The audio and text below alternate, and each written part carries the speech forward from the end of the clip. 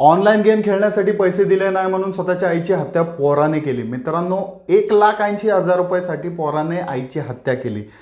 मित्रांनो, वसईमधील ही घटना काळीमा फासणारी घटना म्हणलं तरी चालेल. स्वतःच्या सावत्र आईला पोराने मारून टाकलेला आहे. मित्रांनो, इम्रान खुसरू नावाचा हा तरुण याने 61 वर्षीय स्वतःच्या आईला अर्शिया खुसरू हिला संपवलेला आहे. मित्रांनो, इम्रान हा एका VRPO नावाच्या गेमच्या अधीन गेला होता. ऑनलाईन गेमसाठी तो पैसे लावायचा, त्याच्यामधनं काहीतरी प्रॉफिट होईल का हे तो पाहत होता.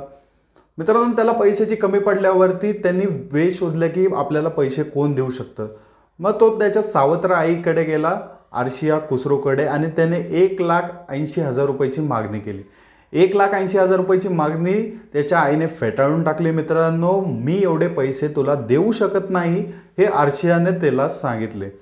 तर मित्रांनो, संतप्त झालेल्या इम्रानने अर्शियाचं डोकं फोडलं, त्याच्यानंतर तिच्या केसाला ओढून आपटलं.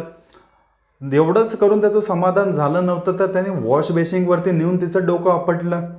मित्रांनो, त्याला तिच्या मरणाची खात्री पटल्यावरती त्याने तिला बाथरूममध्ये फेकून दिलं आणि तो तिथनं निसटला. परंतु कायदा आपल्याला अटक करल, पोलिस आपल्याला अटक करतील या भीतीने तो भांबारून गेला होता आणि त्याच्या वडिलांनी त्यांना फोन केला. वडिलांना फोन केले असता मित्रांनो, वडिलांनी त्याला डायरेक्टली म्हणले आपण त्या फ्लॅटवर जाऊ.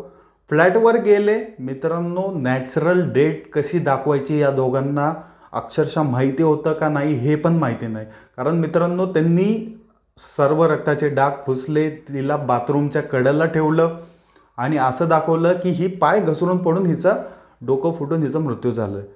परंतु मित्रांनो, त्याच दिवशी त्यांचा गेम हा चुकला की त्यांनी ज्या गोष्टी त्या दिवशी केल्या, ज्या दिवशी मिळाली त्याचा पोस्टमॉर्टम न करता तिला डायरेक्टली पुरण्यात आलं.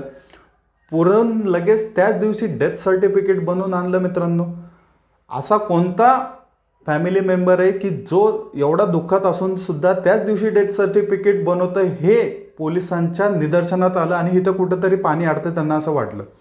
मित्रांनो, याच्या आधी पहिली गोष्ट, त्याची जी मोलकरीण आहे, अर्शिया खुसरूची जी मोलकरीण आहे तिथे आली होती. तिने पाहिलं होतं की तिची डेड बॉडी डायरेक्टली बाथरूमच्या बाहेर पडलेली आहे. त्यांनी त्याच्या घरच्यांना फोन करून बोलवलं होतं. फोन करून बोलवल्यावरती पुढचा जो सिनेरिओ होता मग त्यांनी दफन केलं. त्याच्यानंतर ते डेथ सर्टिफिकेट काढलं आणि ते असं दाखवू लागले की ही नॅचरल डेट आहे. परंतु मित्रांनो, मोलकरीणीला देखील संशय होता. तिने पोलिसांकडे तक्रार केली. मला काहीतरी वाटतं कारण मी ज्यावेळेस फरशी पुसत होते त्यावेळेस मला रक्ताचे डाग फरशीवरती दिसले. पोलिसांनी चांगली चौकशी केली मित्रांनो या फॅमिलीची. याच्यामध्ये इम्रान आणि तिच्या वडिलांची चौकशी केली असता पोलिसांना हे निदर्शनास आले की हे दोघं जण संशयित आहेत आणि यांनीच हा काहीतरी गेम केलेला आहे. मित्रांनो, या दोघांनी कबुली दिली की आम्ही अर्शिया खुसरूचा मारलेला आहे, अर्शिया खुसरूला मारलेला आहे. त्यांनी कबूल केल्यावरती मित्रांनो त्यांनी हे देखील सांगितलं की आम्ही अशा प्रकारे तिला त्याच दिवशी गाडलं आणि या पोलीस केस होऊ नये किंवा कुठल्याही आपल्यावरती कोणताही पॉईंट येऊ नये म्हणून त्यांनी या सर्व गोष्टी केल्या. मित्रांनो, यांच्यावरती सर्व प्रकारचे कलम लावण्यात आलेले आहेत. एकतर गुन्हा करून त्यांनी सबूत मिटवायचं काम केलेलं आहे, त्यामुळे त्यांच्या वडिलांवरती पण गुन्हे दाखल होणार आहेत. मित्रांनो, अशा प्रकारे ऑनलाईन गेमचं जाळं हे भारतामध्ये वाढत चाललेलं आहे.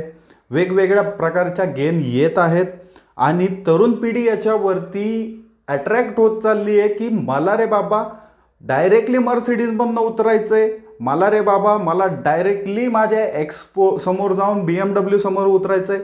या गोष्टी करण्यासाठी तरुण पिढी नाही त्या ठिकाणी पैसे लावतात. ते पैसे लावून स्वतःच्या आयुष्याची माती करून घेता येत आहे आणि याचं उदाहरण म्हणजे त्यांचा आक्रोश, त्यांचा माइंडसेट एवढा घाणेरडा होत चालला आहे की डायरेक्टली ते हे पण बघत नाहीत की आपल्या समोर कोण आहे, आपल्या आजूबाजूला कोण आहे, आपले आई वडील कोण आहेत. यांचा माइंडसेट एवढा खराब झालेला आहे की हे डायरेक्टली कोणत्याही गोष्टी करू शकतात लिटरली.